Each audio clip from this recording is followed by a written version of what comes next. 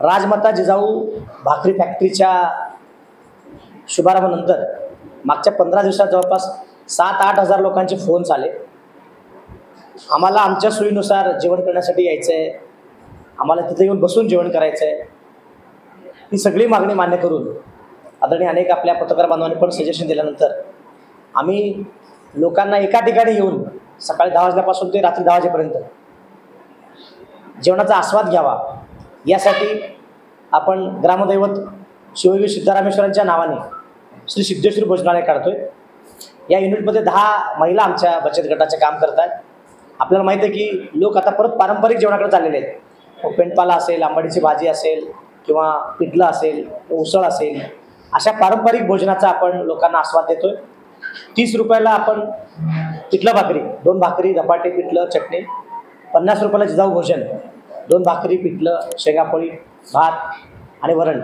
त्याचबरोबर 70 रुपयाला अस्सल सोलापुरी गावरान जेवण। असं एक आपण युनिट तयार करून लोकांपर्यंत पोहोचवतो। युनिट सगळीकडे सुरू आहेत, पण एकाच ठिकाणी मिळावं त्याची फूड लायसन, त्याचं शॉप ॲक्ट लायसन सगळं काढून आपण उद्घाटन करतोय। आणि शुभारंभ निमित्त अमर्याद जेवण 15 पासून ते 19 पर्यंत, स्वातंत्र्य दिन ते रक्षाबंधनपर्यंत आपण फक्त 78 रुपयामध्ये पोटभर जेवण, शेंगापोळी, खवापोळी, हुग्गी आपण आस्वाद लोकांना देतोय। या माध्यमातून 1 मिनिट नंतर पूर्व विभागामध्ये 70 फूटला आणि आपण शिळगीला, हे नरवणे सर आहेत, पुन्हा सांगा तुमचं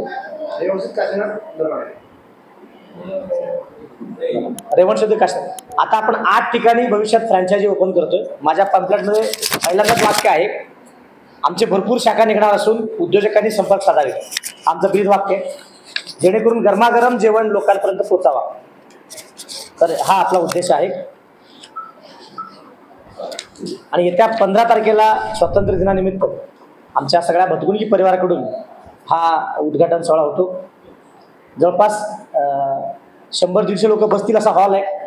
आणि आपला हॉटेलचं वैशिष्ट्य म्हणजे पाटावर बसून जेवण देतो आपण, केळीच्या पानावर किंवा पत्रावर, कुठले प्लास्टिक न वापरता।